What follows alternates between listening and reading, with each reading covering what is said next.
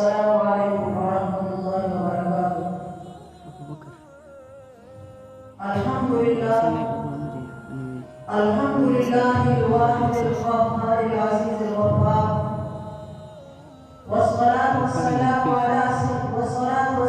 على رسوله المصطفى ونبيه المرتضى محمد عبده وحبيبه وخليله الهادي إلى دينه المرضي المختار، وعلى آله وصحبه الأبرار الأخيار، وعلى من تبعهم بإحسان على تغاير الأحوال والأخبار.